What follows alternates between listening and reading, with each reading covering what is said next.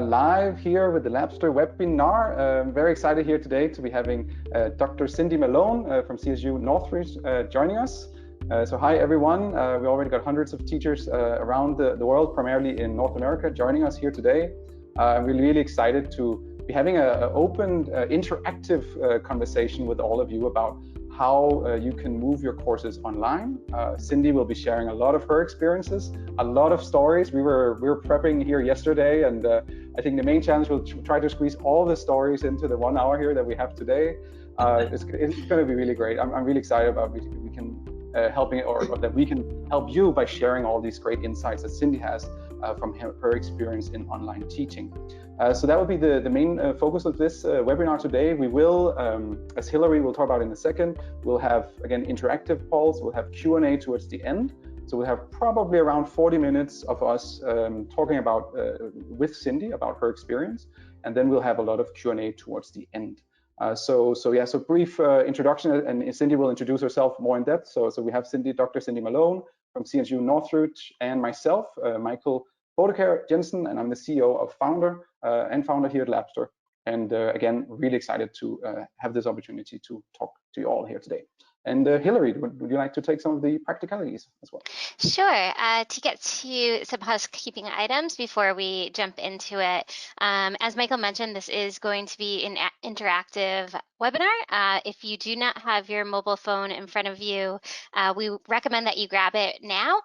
We are going to have some polls peppered throughout the presentation, as well as a Q&A session at the end. But you can log in and ask your questions as the presentation is going along, and we'll be sure to get to those at the end. You can also, with Slido, upvote the questions, and we'll use this to prioritize which ones we cover first. So if you see questions that you want the answer to as well, please feel free to upvote those and we'll try to get to them. Next, the webinar is recorded, as Michael mentioned, and we will be sending this out to everyone following. And if you do have questions after the webinar, feel free to email myself. That's hillary@labster.com.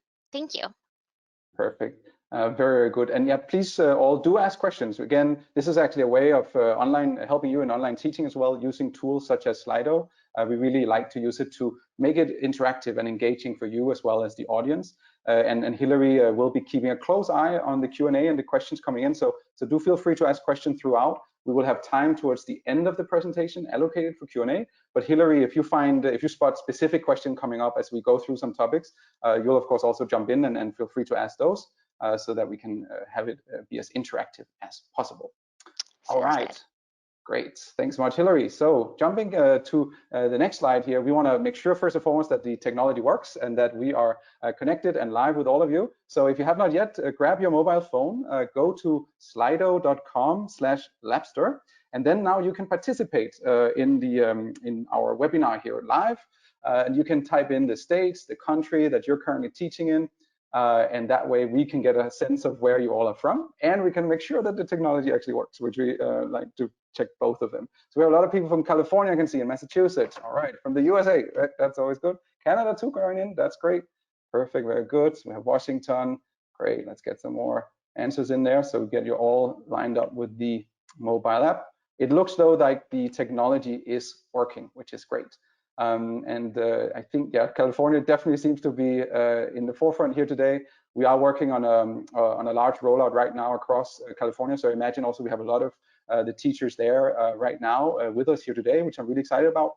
So Cindy, of course, will be sharing a lot of her experience with Labster, which will be directly beneficial for you as well as you're moving your courses online. So great. All right. I think we're good. We have more coming in. That's great. Thanks so much, guys, again, for participating and joining in, live in this interactive webinar. We will be continuing here, and we'll have a few more polls coming up as well to help us inform and guide the conversations as we go through the presentation. All right. Very good. So jumping to the next slide here. So the agenda for today, the topics that we will be talking about, especially around generally how, from Cindy's perspective, how she got started with Labster, what was her experience with it, how she got moved out online, and also some of the effects on getting the students started using that. Then some thoughts around how to structure an online course and how that differs from a traditional course, and what are the things to be mindful of as you move your courses online. And then we'll look more on the student side. How do you really engage remote students? And we'll talk, Cindy has some good stories. We have as well at Labs to some experiences from different teachers using online tools and how you can really use that to engage your students. And then last but not least, some best practices and considerations in general. So some good tips that we want to make sure we get to you. And then of course, as I said earlier, the Q&A towards the end. So that sounds good. How about you, Cindy? Are you ready to get started? Perfect, very good. So again, without further ado, I want to quick intro to Dr. Cindy Malone. And Cindy, please take it away and introduce yourself and your background here. Hi, my name is Cindy Malone, as Michael said. I'm a professor at Cal State Northridge. I've been there about 15 years. I've been teaching the intro bio for non-majors since I started. And our intro bio labs went, I guess, hybrid maybe 10 years ago, mostly based on lack of funding in California. And then within, gosh, I think it's been 2 summers ago now, or maybe 3, I don't even know. The department decided we needed to try to go fully online for the lab, since we do have so many students and it's so expensive to run a wet lab. If we needed to cut costs somewhere in a wet lab, that, you know, non-majors was the place to go versus our majors and upper division courses. So I was originally not in charge, and a different platform was chosen. I ended up helping, well, I was kind of volunteered to help the TAs run that course the first semester that we did it, which was a spring semester, and it was crazy. It was not good. And then towards the end of the semester, when we were trying to set up for summer to get the licenses, they told us they're no longer supporting that platform. So we were kind of stuck without any labs. And we had about 3 weeks to get a class together. And so I was just on a mission looking for online stuff that was free, trying to piece together things, and it was kind of a mess. And I randomly got an email from Labster right during that time. And when I clicked in and looked at some of the demos, you know, the first thing I thought was, oh, I'm saved. This is, we could actually do this. So I contacted them, and, you know, they got me the Instructor Access to look through the labs.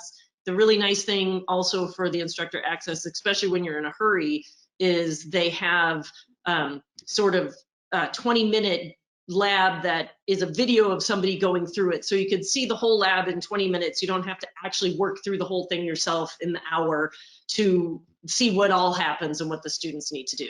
So we said, we're in. And I really ended up setting up the class with another TA in like 2 days. So we sat in a conference room and made the class happen, and then we launched it. So it was kind of amazing. So similar to, I feel like, the situations that everybody's in right now, where we're under the gun to make something happen quickly, and it's definitely possible in this system. So that's a really something that should make people feel a little less anxious, because yeah. I think a really good key message to make here is that you've been through a similar journey under very different conditions, of course, but just knowing that it can feel, of course, I wouldn't say it's a process that can seem messy at times because there's so many new things to getting used to, new tools and processes and so forth.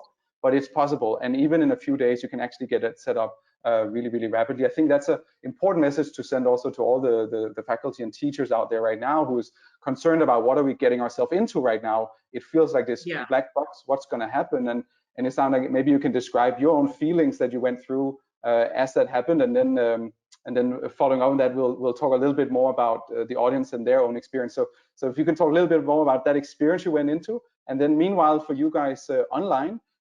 We have a little extra poll that will help us inform the next question. If you can share a little bit more about what was your experience so far with teaching tools online. Have you already used it a lot before? You're completely new to it.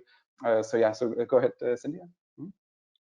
So yeah, I mean, I was completely freaking out. I mean, either we were launching in 2 days or we weren't able to host summer, which we don't have thousands of students in the summer, but it is we had at least 200. So we had maybe 4 sections of 50 that we ran that first summer. And I mean, the best part about, which is why I wasn't as anxious as maybe I could have been, is the way Labster works, the way they have quiz questions throughout the lab where they can't move on if they don't get the right answers, that even if that's all you did was just have them do the simulations and the quizzing questions within the lab, it's still a good experience that they can learn from. And then anything else you add is just frosting. Like, we felt like as long as we can get those set up, and then we did also add a quiz at the end for, some, what did they actually remember versus when they were working through it? Did they study, trying to engage them a little further beyond that just while they're in the lab. But that was just a bonus because we already had some test banks, and then we've just been building those. If we had to, we were ready to just go with essentially just running the lab, using the scores, which we'll talk a little bit more how that works, I think, later in a slide. Yeah, exactly. We'll have some examples of that. And I think that's also another good point, that there's different stages of your online sort of implementation, where you can actually with very little get started really fast. And then you can always get the more advanced stuff in later on. And we can talk about some of those examples, especially what you saw most benefit from. So we have some results here as well from the survey here. And thanks again everyone for really participating here. So basically, a lot of people seeing a lot of experience with supplemental tools, so which is also very common, right? As part of a class, you may have a few virtual labs as homework, and with the basic elements. And maybe a thought or sort of input to the audience there, for all of you who have that basic experience with LMS already, or even more moderate and expert, you will be completely fine shifting to virtual labs. I do that in other webinars, of course, but from a technical side, using a virtual lab like Labster, which is a 3D immersive simulation, it's basically the same like a video, and you're inserting a video, but it's an interactive experience that has, of course, grading built in and so forth, which we'll talk more about. But for those of you who have little to none experience, of course, I think it's really important to send the message that we hear you, and we have worked with many teachers in the past who had to go through this very drastic shift in offness, and can seem very overwhelming, and it probably also will feel overwhelming in the first few days. But as Cindy, as you can also talk to there, right, is my understanding from working with teachers now is that after 1 to 2 weeks, you actually very quickly familiarize yourself with that online experience and get familiar with the most important critical tools. Would you agree on that? Or yeah, it's all scarier before you actually dive in. And especially if your class was never online and they haven't used Supplement, most students probably have in some class, but they're not going to expect a professionally manicured class right now. Like, they're going to appreciate essentially anything you do that's not post a worksheet and fill it out, which, when we're desperate, that's what we have to do. Or we've emailed them a packet, right? Like, so anything that we do that's beyond that, they're going to be totally understanding and enjoy it. So perfect. All right, very good. So so for the next up here, I want to talk a little bit more specifically.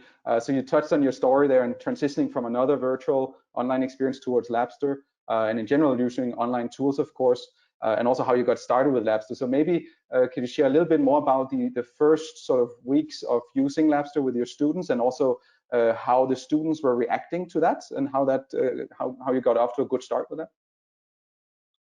yeah, I can talk about our previous platform was pretty clunky and it wasn't easy to do grading in. So this was from, we have graduate student TAs that run each section of about 50 students, and none of the grading was integrated into our LMS. at the time, and so they had 2 separate grade books. I mean, it's still possible. You graded outside, and then you download Excel, and then you put the numbers into your LMS. So it just created a lot more work. But the tech support was not good, which then we realized, well, because they quit supporting it was a big problem. But within the first week of running the Labster labs that summer, the TAs that had ran through our other version that spring were then the same TAs that I used in the summer. And they just, I was like, the first emails were, I love Labster because it was so much easier with it integrated into our LMS to just, it self grades. So there was no craziness for them to do. And there were so many less tech issues. I mean, most of the stuff that we got questions that they spent a lot of time on was the technology. And they couldn't get logged in, they couldn't use it, they couldn't do this and that. Anytime anything was glitchy in Labster, it was generally restart your computer, use a different browser, just the general lab tech that you have 1,000 tabs open, so we try to give them the best practices, which come from, the Labster that they send with you to add to your syllabus. And we would just remind students of that. But it was so much smoother, and the students really seemed to enjoy doing the labs, like, hey, this was actually fun. Or, we set up a little discussion board. That's how we got some feedback from the students. And they were supposed to say something of substance, but sometimes we just got, oh, I love the, the little eyeball guy that goes around, or that sort of thing. But, or, oh, this little fuzzy whatever was cute, so it was supposed to be helpful to other students, but it was actually helpful to us to see sort of what kind of things they would say about getting through the labs. And I think that's you touched upon several really interesting topics here. One especially is around the grading in implementation and integration with LMS systems, which is one of the things we've invested a lot of here at Labster. And even since you started, right, using Labster, we've upgraded it significantly, and we continue to do based on your feedback and all the other faculty and teachers' feedback, which, by the way, we love everyone for those who provide us.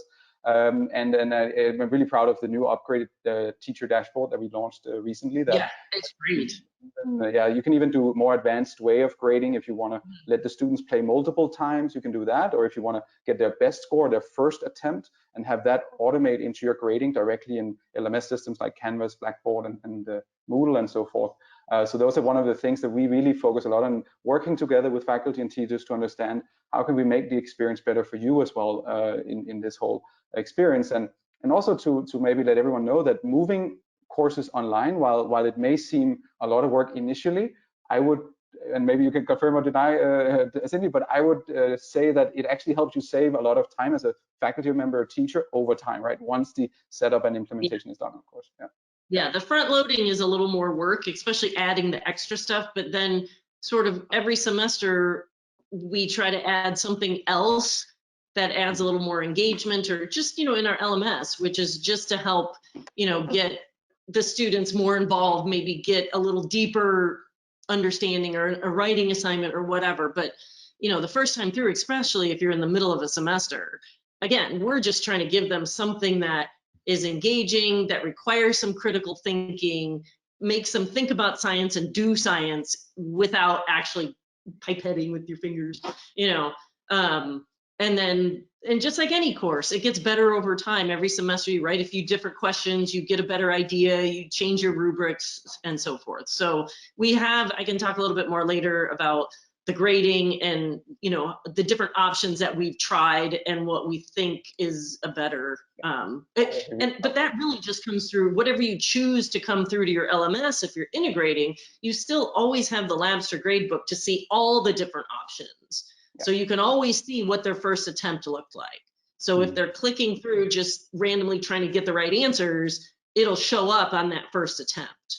But if they then redo it, and then you can see that now they're getting more right answers all the way through, you can tell. And then those are feedback things for students, that if they are doing poorly on the quizzes, on the assessment later, it's because they're clicking through and, you know, we can see them. They forget that we can see them. And we can see how much time they spent on each lab. So we know exactly how long they've logged in, how long they were on each attempt.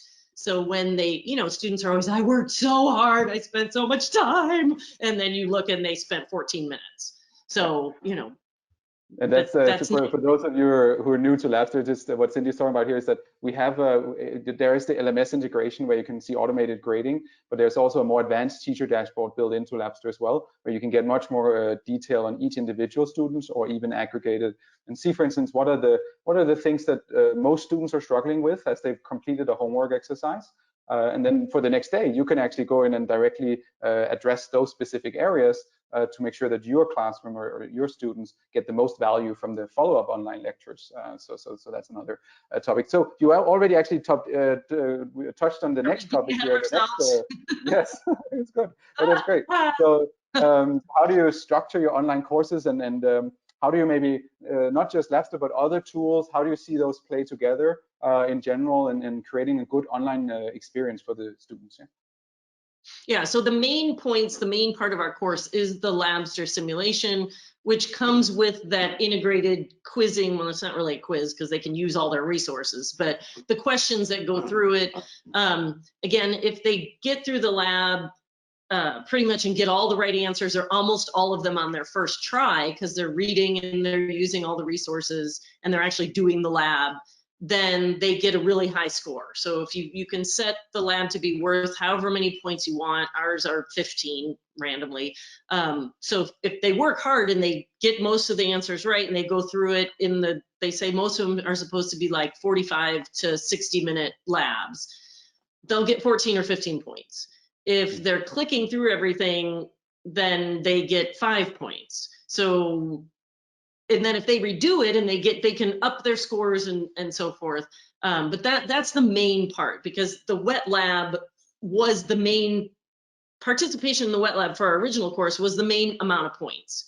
And then they'd have a quiz each day, and they'd have, you know, a lab report sort of thing, but it was all based on that, that actual lab. So we have them first watch a little video. So a little tutorial, we pulled them from the web, just any tutorial, you can make your own, but again, we were under the gun in that 2-day time frame to set up.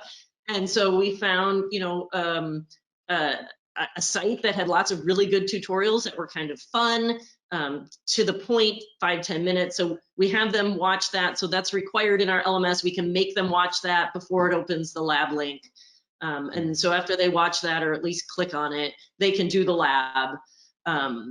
After the lab, we then have an online quiz assessment, which we essentially take most of those questions straight out of the lab. And the really nice thing is for instructors that have access, you can download all the questions that show up in that lab session. And so then we just copy and pasted a bunch of those into our quizzing program, added a few other conceptual questions, changed up a few quiz questions, and then would post a quiz for them. We do for this because we want it to be thinking, and they're not, I don't care if they memorize which step they pipetted with the P1000. I want to know, did they understand the concept? So we told them, take good notes during the lab, and the quiz is open note. You have not unlimited time, but enough time. If you took good notes and you actually did the lab, you will do well on the quiz.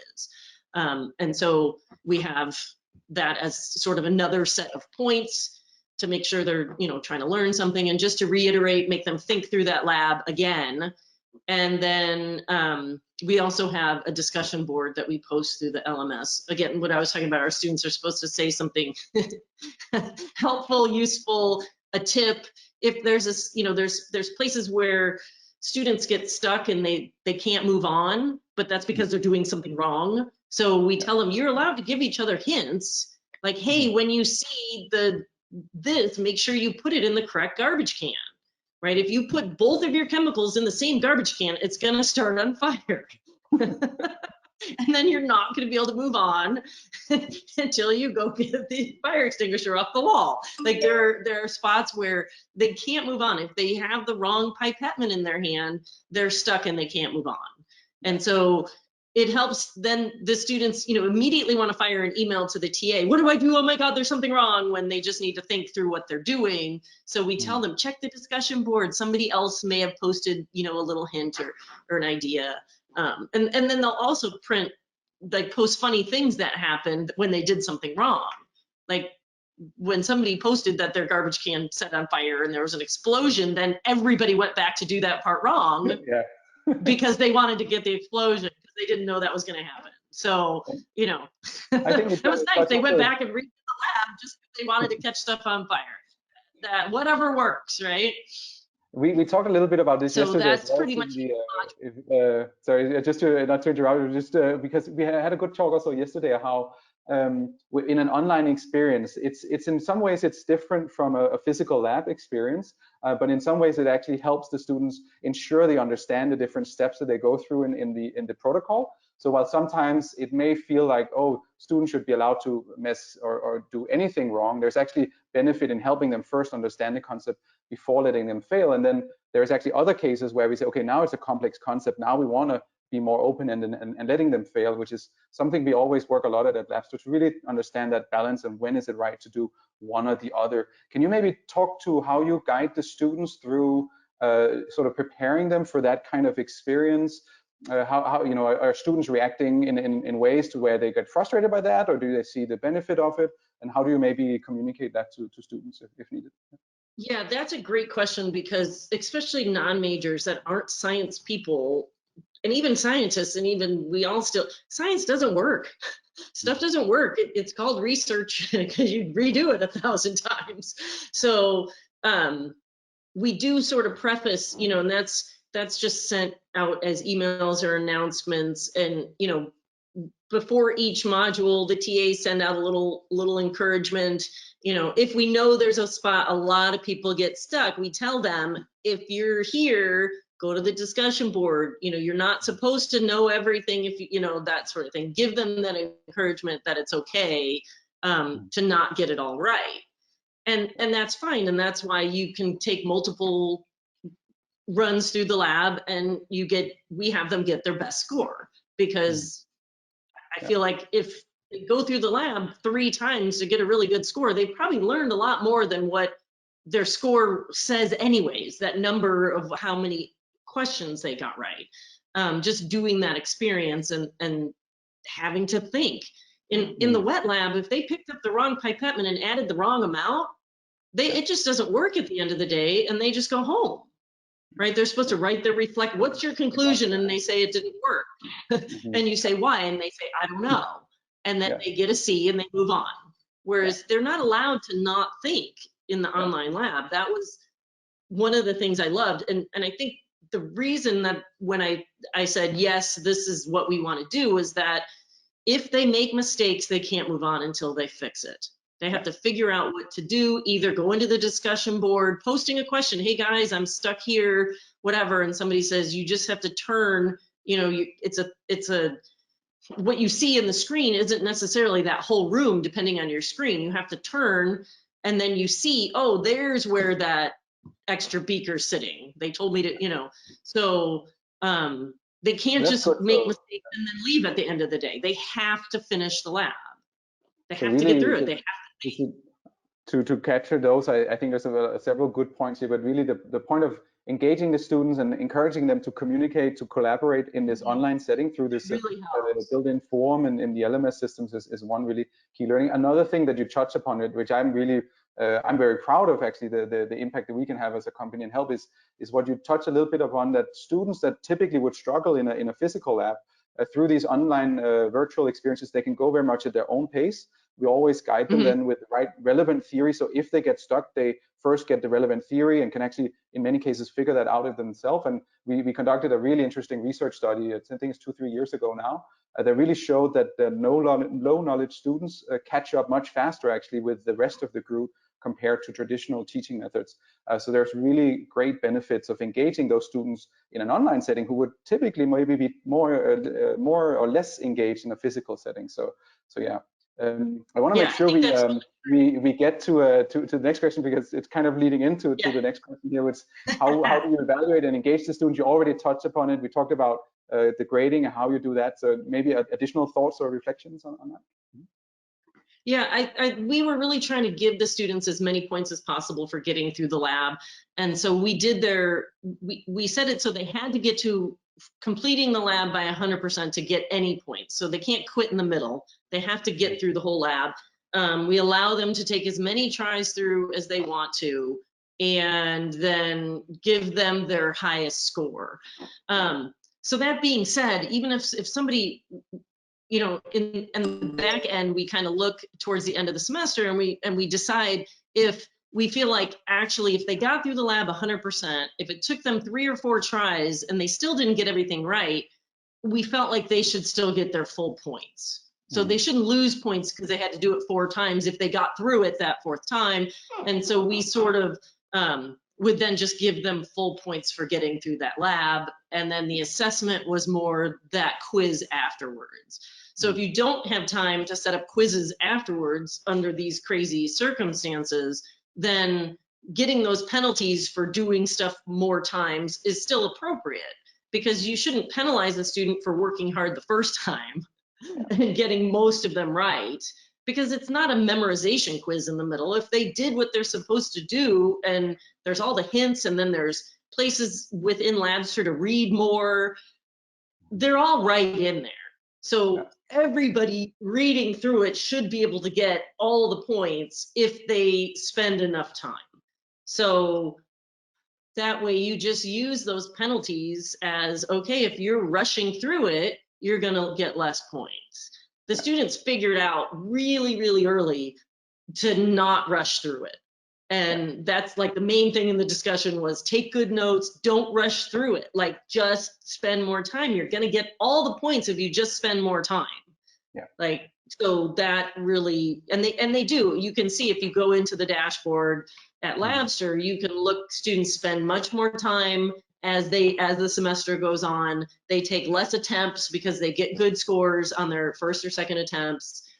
And you know, that's great. I mean, that's the whole point. Where I don't think that happens in wet labs. The same students that, you know, were C or D students who weren't trying hard are still not doing anything at the end because they don't really see any difference in their effort, right? If something still doesn't work in the wet lab, they have no idea why. One TA or professor in a room of 24 people can't watch every single student to tell them you picked up the wrong pipette, you picked up the wrong tube, you added the wrong reagent. They have no clue at the end. So how do they know how to fix anything if they don't know what they did wrong? Whereas Labster tells you, you know what you did wrong because you had to fix it. So in many cases, even let them first fail and then tell them, like, or ask them to reflect. Science and right, and then we talk about that in the little pep talk, you know, emails, and they encourage each other in the discussion too. Like somebody posts, I just can't get through. I've only gotten to here. I'm stuck. Blah blah. You know, just keep trying. You got to look left, or you know, it's really good. It's really good help for each other. It's really kind of, you know, heartwarming to have students, and that's nice because they're not in the lab together. They don't have a lab partner. That sense of community really helps in that discussion. So we'll move on. This is great. So Cindy and I talked about yesterday, because Cindy has so many great stories, and I have to be the timekeeper at the same time, and I want everyone to hear all these stories. But just in the interest of time, and I see, by the way, everyone online, you're asking great questions on the Q&A. So really awesome. Yeah, no, please keep talking. I just need to just guide us through it. So Hillary, do you already see some questions you feel we should take now, or we can wait until the Q&A? Yeah, I think so some basic ones. The top one is, what is the minimum hardware that students need to access these lab experiments? I think so. So what I'll do then, I'm looking at them here as well. Let's take, I have one poll first that I'd like to ask everyone, and then we will talk about the last topic with Cindy here, and then we'll go into the Q&A and open up on that. So just want to check is a relevant question for the topic here. So, so the next poll that we have for all of you guys is, what is your main concern moving your course online? Try to describe it in 1, 2, maybe 3 words. This is more so we can see a word cloud form. So maybe it could be also a feeling that you're feeling. So we got time and money, we have students and equipment, yeah, time, motivation, the cost, quality, starts wondering, costs is the main concern of moving online, rigor, time, motivation, critical thinking, reports, and time. I feel like we covered quite a lot already, Cindy, right? So this concern of something completely unknown, and how to actually do that with the limited time we already have with everything else going on. So it sounds like it would be good to cover that topic maybe a little bit more, how we can make sure that everyone feels that the process of moving online will feel time consuming in the beginning, and maybe your best tips on that to get through that, and then seeing the benefits on the other side once implementation is done. So yeah, and I think actually I would even like to highlight, as we see all this is great, guys, by the way, Lord, thank you for all the interactivity here. So we work really hard at Labs to continuously to improve the onboarding experience for faculty and teachers. So when we roll out now also system-wide, for instance, we have very quick implementation with the LMS systems, and then we have what we call common cartridge systems now that allows you to basically import one zip file into your course, existing course, and you'll get as many assignments as you want, and each simulation then acts as an assignment for the students. And that way you can work with your familiar flow in the LMS systems, and we have this now across all 95% most famous LMS systems. So yeah, so we have that. So we have like student engagement, also one we talk a lot about. Quality, I wonder what quality refers to here. I think it's maintaining a high quality of learning is probably also a concern as we move online. So how can you make sure you still keep that level of quality in your teaching, access and skills, critical thinking? Very good, awesome, very good. So with that, let's jump into the next question. So Cindy, if you remember this also from the audience here, so the main topics. Thanks everyone for sharing. So what are some of the outcomes that you saw, or the general results that you saw from moving online, and what were, let's touch especially also upon the topic of time and quality. How did you see, how were you able to move on so fast, and would you recommend that to teachers? And what were some of the outcomes and results you saw towards the end of all that? So I'll start with the time, because that was a big word in our word cloud. So just for example, because I know how to integrate into the LMS, but it's not hard. Like we don't. So we originally had we use Canvas, and we had a person, a Canvas, whoever, you know, in our IT department, which at some point disappeared, and I was never told who was our new Canvas person. And so I just did it myself instead of doing the back end through and it was not hard. And then it was just linking the different labs or simulations into your course the way you would like it. You could just have that main link, like Michael was saying, you just put one link, they go to it, and it shows them what they need to do and when the due dates are, and they can link all through one place. We put them in modules into Canvas by week, just so the timing, and then we can remind them, and it's just a little more organized. But under the gun, you put in the one link, you tell them which one they need to click on which day, and you can just go. We're setting up about 4 or 5 of our labs today, this afternoon, for colleagues that need, you know, we're about halfway through the semester, they got to get through. Upper division, you know, we're doing a cell and tissue culture lab, we have an immunology and serology lab, we're doing our recombinant DNA. All of those are super hands-on. We can't just like make them read and do data analysis. There's so many simulations at Labster that are totally appropriate for upper division, which in some ways, when we were trying to do our non-majors, we had trouble finding anything low enough. So, you know, some of the originals we used, we just told them get 75% through, because the last 25% is about, way too much. We don't need you guys to know that much. Since then, they have more intros, and they've been breaking stuff down to high school and so forth. But 3 years ago, I was super impressed that it was upper division and stuff that was actually really difficult. So I'm kind of, in a demented way, excited about having some of these simulations in our upper division, because there are plenty of things we can't do based on cost. We don't have equipment that we can let students use. We're not going to take a classroom of 24 students and do confocal microscopy, yet they're going to do that this semester through Labster. So the critical thinking and how something works is the science. The touching it with your hands is, somebody has to show you how to use that piece of equipment if you're going to go then actually do confocal. Nobody's going to have you do a simulation and then let you loose on that machine. But even in a lab situation, they go get a job. It's not going to be the same microscope. In flow cytometry, it's not going to be the same exact setup, but if they understand how it works, you can learn how to manipulate the knobs and pipette at any time. That isn't, yes, we can't send students out to be technicians that don't know how to pipette, but there's plenty of stuff, especially they've already got a lot of hands-on. Halfway through our semester, the second half, we're going to the simulations. I can set up the courses this afternoon. It's just as long as it takes Canvas to let me click in and out. You got to click and make a assignment, and then you got to add the link, and then you got to save it, and then you got to publish it, and then so that's nothing that's Labster based that takes time. That's just.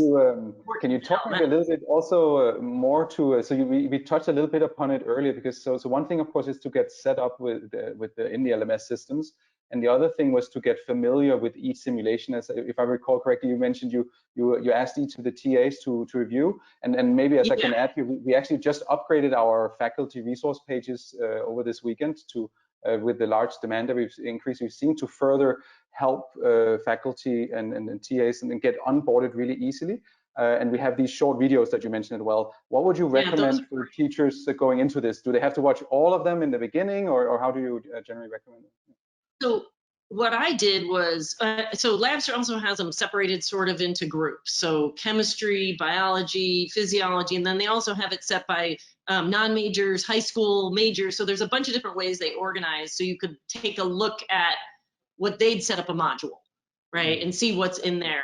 The other way I did was I went and looked, again, there's the quiz questions as a PDF for the instructors for each module.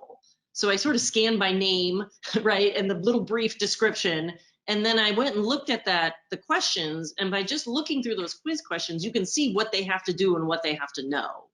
Yeah. And so I pretty much chose by that. Then after I picked a bunch, then I watched through the video and was like, hey, that's cool, that'll be fun. That's what we're gonna do.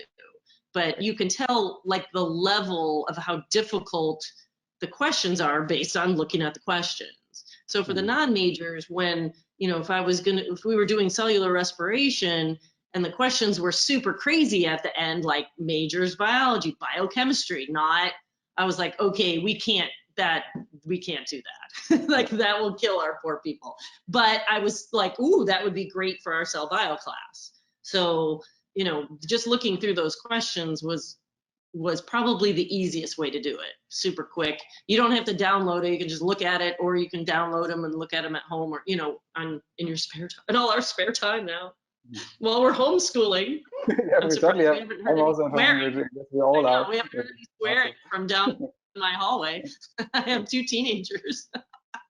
So again, I told Cindy I would have a little timer sometimes when we have to. So we'll cover. I think we'll skip this one. It's really important, the best practice and lessons learned. We've actually covered it really well, I feel like, throughout the presentation here. Okay. And of course, now it's time for the audience. So we'll jump into a Q&A and really engage with the audience and ask those, answer those questions.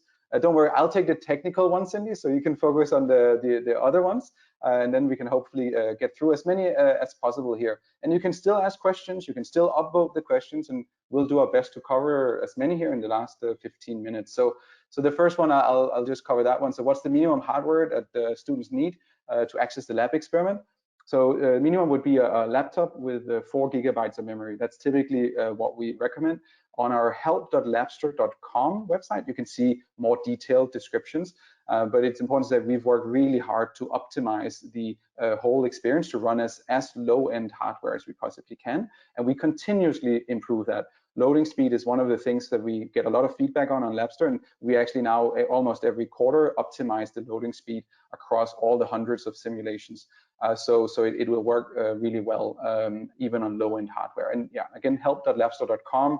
That will be your resource for a lot of these questions where we have FAQs and so forth. So are there any free resources, labs for chemistry available during COVID-19 remote teaching? Yes, so if you go to labster.com/COVID-19, and Hillary, I think we can send that link out also afterwards. So there are certain offerings that will be free. It does not include LMS integrations and the service and support and all, because that's really requires a lot of time and effort on our end here with our team, which are working really hard already and at the moment especially. But there are resources available, and you can also go to labster.com/resources. There's a huge catalog of great resources available for training, support, anything you need, and you can access it completely for free. And Hillary, can you jump in here? We have this blog post with an overview of all the recommended resources as well, which will be sent out after this webinar. Am I right? Yes, it will. And then I'm also getting a lot of questions on actually getting a demonstration of Labster. So we have a great 7-minute demo recording of Labster that will include in the follow-up email as well for everyone to watch, just to get a high-level overview of our simulations. I highly recommend that. Hannah recorded that one from our team, and she does a great job. I think it's even 6 minutes. It's incredible. She managed to really cover all of Labster in 6 minutes in a really great way for you to get familiar with that. Very good. Are more lab experiments available that don't shown on the website, or can we design our own experiments? Ooh, this is an interesting question. I like.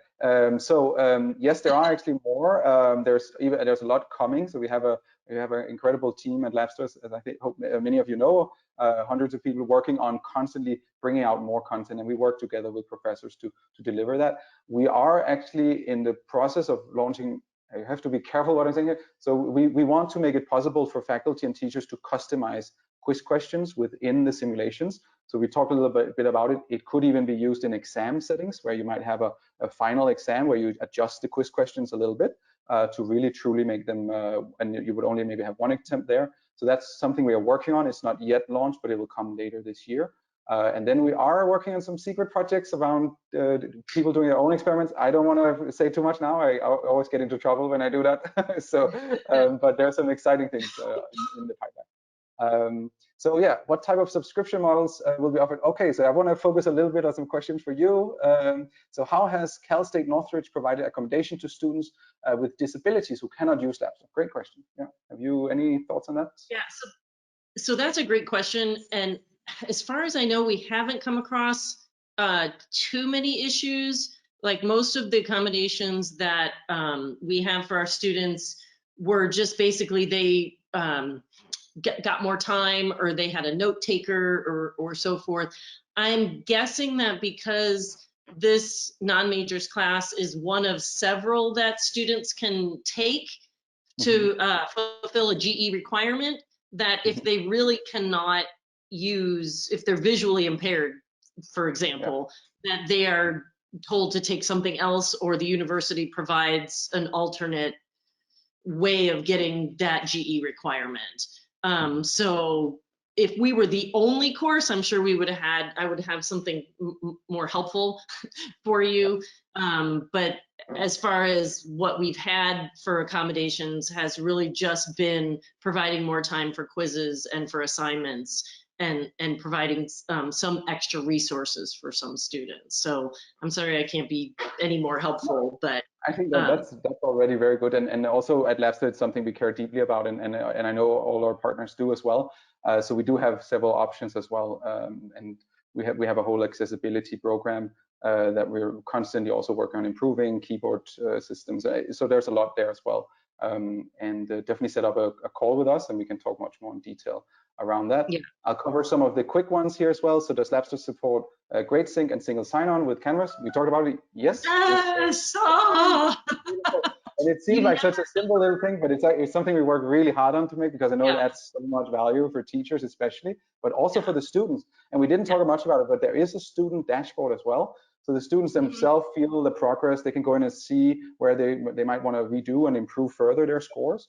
So it's really a mastery-based type of learning where the students can continuously experiment until they fully understand the concept. So that's really good. Can you actually show some virtual experiments? Yes, this is not for this webinar, it's not the purpose of this one. So Hillary will send out this 6-minute video that shows you some really great showcases. At our last webinar last week, we also hosted it, and we'll send out a link to that webinar as well, where you can browse and see where we go through some of the examples of the virtual experiments. We have hundreds and hundreds, and they're all visible on labster.com, so definitely go there. And then can you be given access to explore before committing? Yes. We do have the faculty resource pages, which you talked about, Cindy, right? And Yeah. did you use that in the beginning before committing to Labster, or did you just jump right into it and got going? I started with the first one, whichever one I opened that I worked through as an instructor, but you're doing the lab just as if you were a student. And that's when I was told, when if you do something wrong, it doesn't let you go on. And I was like, oh my, that's what we bought. It's not a demo of somebody doing something. They're doing it. They have to pick up the right stuff, use the right size tubes, pick something off of a shelf that's full of different chemicals. They have to pick the correct one. And so I worked through one, and then I did the short, watch the videos, and I used the quiz questions to determine which ones were at the level that I was looking for. So I worked through, and then since then I've worked through a few others, but mostly my TAs go through them so that when the students have specific questions, they know what they're talking about, and they can give them hints or say, go to the discussion board or whatever. But yeah, it's really nice. You can work through as many labs as you want to on the instructor page. It's just under the gun, you don't have to. You can just watch those short videos, look at the questions, and just go for it. Pick one. Know you're gonna like look at enough, and then pick the one for this week or two, and work as you go. Or just like we did, we were like, all right, we're just choosing. Because we had a 6-week summer session. We didn't have time to do stuff every week. We just fired it out there.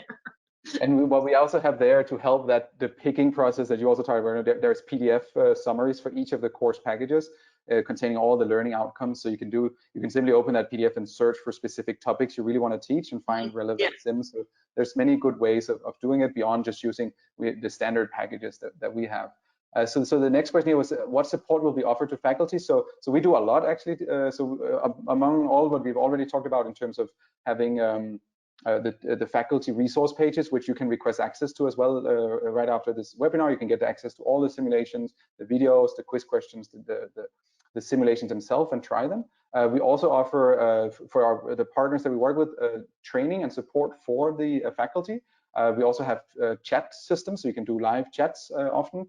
And then even also with the students, there is also a way for the students to engage with our chatbots, which are semi-automated, but even when needed, someone from our team will jump in and help support both faculty and the students. And when needed, we are actually available and can call you back as well to support in these important times where it's needed even more. So this is one, I don't have TAs. How easy is it to run this on your own for a class? What do you think, Cindy? It depends on how many students are in the class. I also do the lecture for our non-majors online, and I have 150 in there. So I would guess the biggest thing is as you know, our students, well, I don't know if you know, our students like to be handheld. I know a lot of them do. So it's really managing the emails, just like in any class. It's the bigger the class, it's always managing the emails. It's not even the grading. It's usually not. It's just managing their emails. And since we started doing the discussion board through Canvas, that has really cut down on a lot of emails. And especially in a big room like my online class, I'm like, I'm always happy to answer questions for you, but please, before you email me, check the syllabus, check the module, and check the discussion board, because your answers are likely there. You'll get an answer much faster than waiting for me to try to get back to you. If you can't find it there, then by all means, email me. Let me know what the problem is. But the discussion, the first round, I think the summer and the first semester, we didn't have a discussion board. or not every class, not every person did it. A couple of our TAs did, and it was really the emails. Quickly be overwhelming, yeah. Yeah, with really cut down on the that's students also why being frustrated. Yeah, that's why we launched this automated chatbot system as well, because a lot of the questions are actually the same, right? And that's why what you're also saying is on these forums, if you can help each other, you can actually, the students can search what other students were asking for. Yes. And what we just launched this literally just a few weeks ago is this automated chat for the students that will understand the questions and give them the right answers, which really again reduces the workload on faculty as well. So that's because otherwise everything's auto graded. I mean, except for the discussion where, you know, you can go through and grade them based on content or not. You know, we tell them they have to post at least one thing and it has to be of substance. And then at the beginning, we're pretty lenient. And then at some point we send an email and say, we're cutting off anybody who says it's fun, I liked it, you know, but you can spend as much time or as little time grading those, or if they did it, they get a point, what, you know, however that works. But that really did make it much more manageable. Everything else, you don't ever have to go to the Labster dashboard if you don't want to. If you have it integrated through Canvas, that's just a little bonus, but you don't have to feel like, oh man, there's no way I can look at assessment and all of this, but it's there if you need it. And it usually is just because students who aren't doing well or are not doing their work will lie to you and say they are, and you can go check. And then, you know what their problem is. You're not worried that they're not getting the concepts. They're spending time, but they're not getting it. You really want to help this student, and then you realize they're actually not spending time. First, do the time. If you still don't get it, then I'm totally happy to spend as much time as I can with you to help you understand. But I'm not going to do the lab for you. Some of them they should, and that's good. And you should also feel comfortable saying that, there will be students that always they can do it while we Zoom. Like, I'm happy to have a Zoom conference while they're doing, if they need me to sit next to them. Now we can't really sit next to them. That's fine. Do it during my office hour when I'm on Zoom, right? Then you're not all by yourself. I'll take a few rapid fire questions here again, just trying again to get through as many here. So the top one here, what is subscription models offered to colleges, site licenses? Are they typically paid by students or through colleges? So we actually have support both. So either you can have a student pay model, and you can even subsidize some of that as a college, or you can have the college, or what we call institution, pay for that. So we have very heavily discounted solution right now due to the COVID-19. So definitely reach out to us so you make sure you get access to those. And Hillary, again, will follow up with that. It's labster.com/COVID-19. There's a lot more information around that there. So both options possible, and we see it about 50-50 for us right now. It really depends on each institution how they prefer to do that. Normally, because we launched it as an online class way back when, the students pay for the subscription, and it's their lab notebook. So they had to pay for a lab manual in the wet lab, which was close to the price of what they pay for Labster. So it wasn't a cost difference. Now, if you have a completely free lab with no textbook or no requirements to pay lab fees, then that's a thing you need to talk to your university about. But the students don't. I have very few that have issues, and if they do receive financial aid and they need to buy through the bookstore, we will. Labster totally will work with the bookstore to provide the access code so the student can use their financial aid to pay for it. Otherwise, they just pay online with a credit or debit card. So, but if they have financial aid, then they can still get it through your bookstore. They definitely worked with us with that. It was super easy. Have that option, yeah. But by far, if the goal for many of you right now is to move on fast and implement, just to make clear, the fast implementation are already the institution pay ones. That's the one that we can roll out in 1 to 2 days even. So I take some few quick ones. We're slowly running out of time. This is great. I love. We need to reserve more time for these. How do faculty teach, or do we have organic chemistry using it? Yes, we do a lot. And again, we'll follow up. There's a website. If you search for Labster Organic Chemistry, we have a good web page that goes through it with trailer videos specifically for our new organic chemistry package, which is really great. I highly recommend watching that one. Going to see a sample? Yes, we'll be following up with the video. So this one, I don't have TAs. We covered that one earlier, so that's good. Is it possible to select 1 or 2 labs to supplement an existing curriculum? And what sorts of fees or licenses are required? So yes, that is possible. It's really up to you how many or a few you want to use and integrate. What we often also see is teachers may start with a few of them, the very expensive wet labs, and virtualizing those or time-consuming ones. what we typically see though, people are like, wow, this is really great. The student love it. Let's implement some more. So we have different pricing. It's really a per student per simulation, but there's a huge discount as soon as we do site-wide licenses or full course packages. So generally we recommend the course packages where we really design them for a specific course, so the students get also continued or similar experience throughout the course itself. I'm going to take a few more, Cindy, then let's see here. We can grab one more. Many of them are VR based. Yeah, so actually most of our simulations are both VR and laptop based. So you can choose, but all of them at least are in laptop. So all of them work on a laptop. And we recommend also starting with the laptop based experience is the easiest. And then later on, when you want, you can start introducing VR headsets afterwards.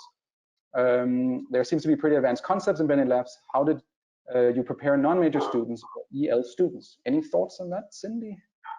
So this one, we just had to pick and choose what labs we were using, because yeah, there was some of the content is just, it's too much for them. So we just had to choose the ones that were the most basic, or the ones also, even if they got a little more advanced, like it was very clear in the lab that they could still get those answers correctly to get through the lab.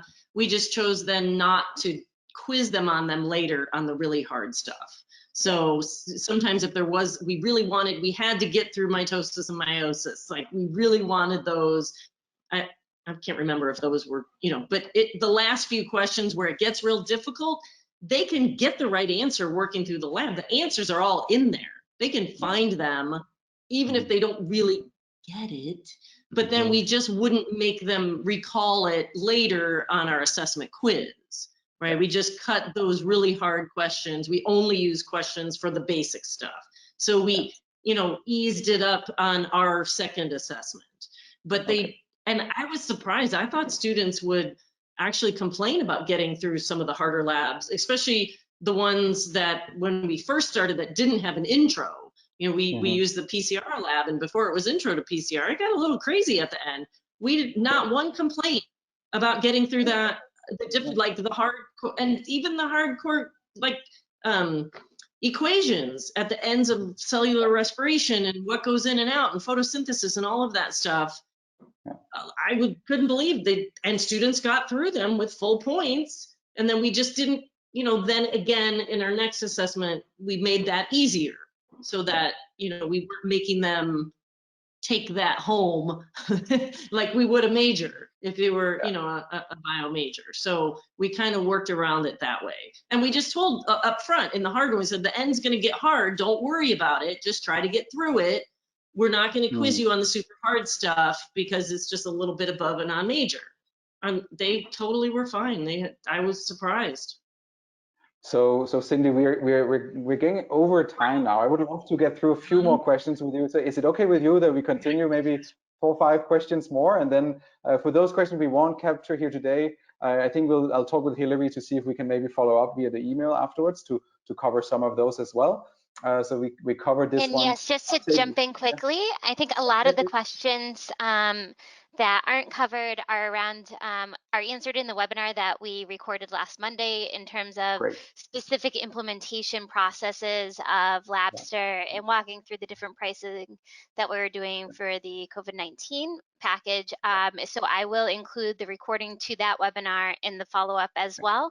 So those questions should be answered there. Great. Yeah, that's perfect. Yeah, and that's a really good webinar as well, where we specifically also talked about the course structure. So there's even some outlines from Helen from our team who talked about how you can implement Labster throughout the course and visualizing that. So really good. So let's maybe so this one can be used for intro chem, yes. And we also, for those who talk about the more difficult concepts, we just launched here a few months ago what we call the principles package. So those are actually easier versions of most of our simulations. So we essentially took the more complex concepts and made simpler versions of those, or more intro versions. So I can also recommend checking out those if you want to cover some of the more difficult concepts in an easier way. Let's see here. The students create and submit a report based on experiment. The students get different unknowns or have variable starting conditions.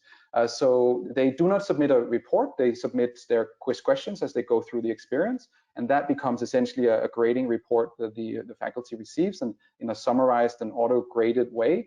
And you can decide how that grading should work. So there's different parameters you can set on how you want to grade your students. The students will get different unknowns. So throughout different simulations, it depends a little bit on the concept they're learning. In some cases, they will have to sort of choose what they think might happen. So kind of hypothesize on what might happen. And then they go through the actual experiment and then reflect back on that initial hypothesis to see, did they actually get that right? And really have some self-reflection and learning through that as well.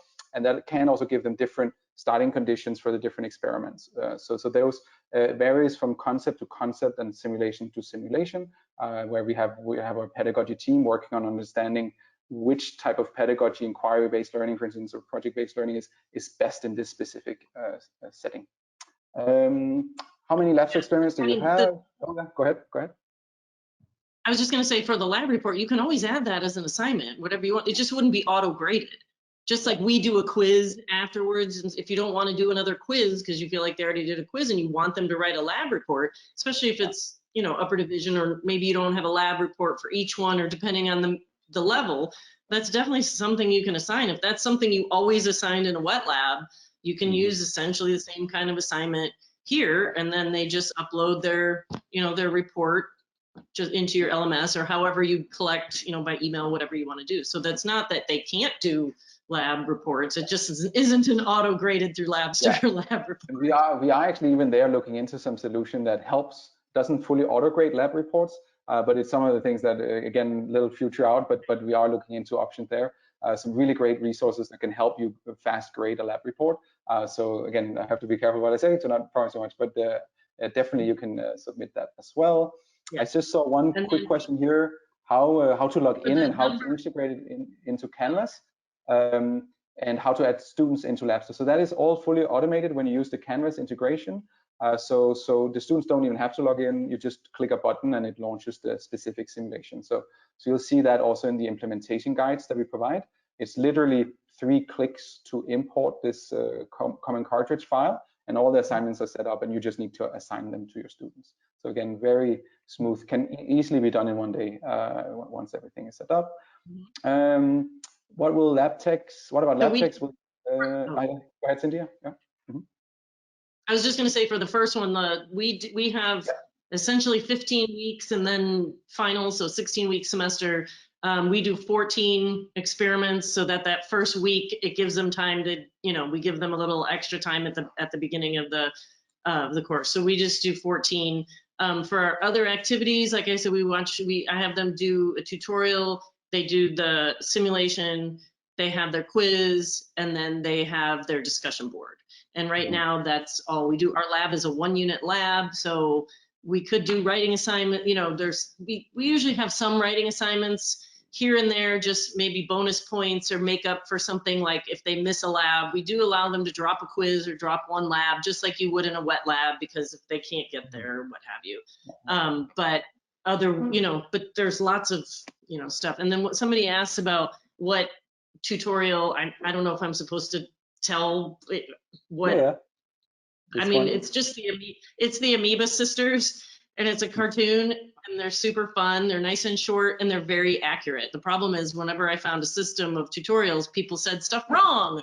So I watched a bunch. I totally enjoyed them. So that was just, and they have a little bit of everything. At least for the non-majors, I found, you know, 1 or 2 videos for each section. That was just a fun little review of the concepts. All of our students have to be in a lecture of this non-majors course as well, and we try to sync it so that they get the lecture before they do the lab. But we have lots of sections, and if, you know, some faculty go rogue and do a different order, then, you know, you can't be sure they got to it in the lecture before the lab.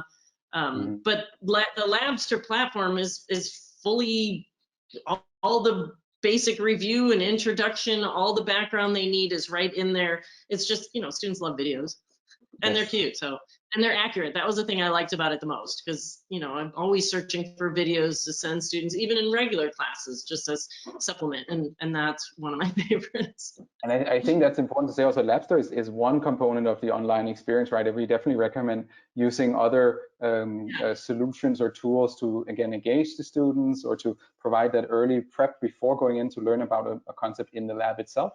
So you can also see it as a way you would normally do before they go into the web lab. You would typically give them some knowledge or insight before they go into it. So that's really good. All right, so quickly around the lab tech, you don't need any lab technicians to be involved. You can actually import this with this common cartridge, and we provide a guide on how to set it up. So you'll get two keys. That's the hardest part is you have to copy paste a consumer key and a secret key in for the LTI, but it's literally a 5-minute process to do that, and we will provide the guides for everyone. So, all right, I think we are far over time, and they keep coming into question. I love this. It just is a sign we need to do more webinars, especially with you, Cindy. This has been amazing.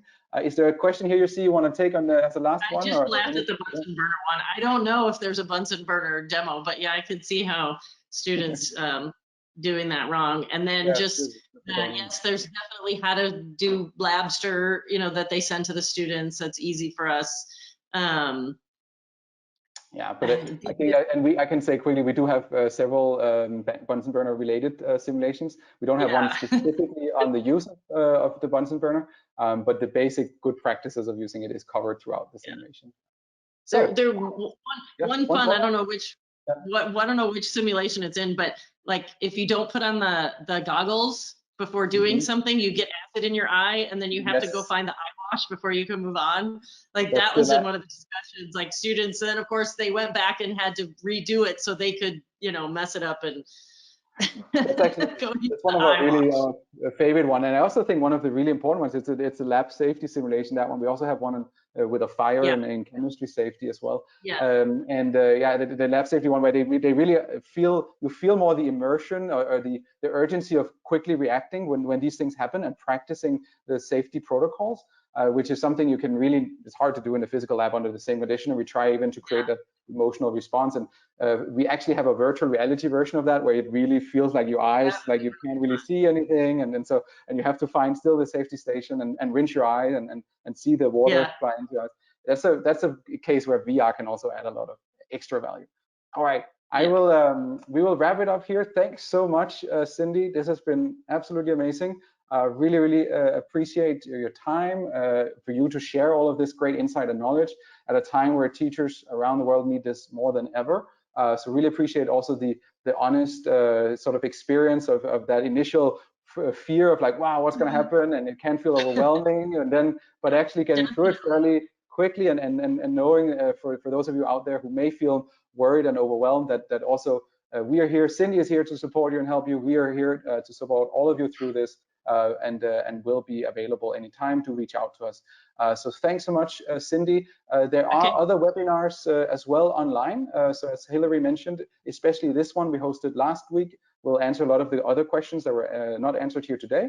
So you can find more answers to that one. And Hillary will be following up with a lot more information. So Hillary, any last points or inputs from your side, or are we ready to wrap up this webinar? Yeah, I think we're ready to wrap up. Just we will be sending the follow-up email tomorrow, and it will include a lot of the links to answer your further questions too. So, and always, yep, go ahead. I was just going to say, for tutorials, if anybody wants to use any of the stuff that I have a a YouTube channel.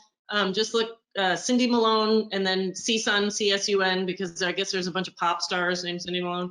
I have playlists of different tutorials that I've made on my iPad. They're not professional at all, but I do have them separated into different playlists. Bio 100s are non-majors, 107 is our intro to cell and molecular, and 360 is our genetics class. So I have lots of stuff out there. I know everybody's in a huge pinch to find anything. Please feel free to use any of the stuff in there that you find. And, you know, as a last thing, like all the extras in your lab is going to be great, but in a pinch, if you're listening to this because you have to have something tomorrow or this week or Monday, the labs stand alone, and the students will definitely learn, and they will definitely enjoy this much more than some of their other classes that are honestly going to be really boring for the rest of the semester. So, you know, don't feel super crazy about making it perfect. Just start small, get them going on the simulations. You can always add fun stuff later. Like you can, you know, send them messages. Somebody was asking, how do you keep them engaged? In Canvas, we can send messages straight through the grade book for people who did stuff or didn't stuff. You can encourage people to move ahead, encourage people who are behind to catch up, you know, that sort of thing. So you just kind of keep in touch with them, send them a video announcement instead of a typed announcement. Anything you can, you know, the Zoom, anything that you can make it a little more personal for them, you know, is great, and they totally appreciate, especially under these circumstances. So this is the best time to go online because expectations are low. Anything will work. And I think with that, I think that's the perfect message. Thank you so much, Cindy. Really, really appreciate it. For all of you out there, know that we're here to support you. You're not alone in this. We will all work together as one global community to help us get through this and support all the students around the world who really needs us as well. So perfect. Thank you so much, Cindy. And thank you, Hillary, as well, and Aliyah online as well. Thank you, everyone, for joining today. And with that, this will be the wrap up of our webinar. Have a great day, everyone. Yay. Bye. All right.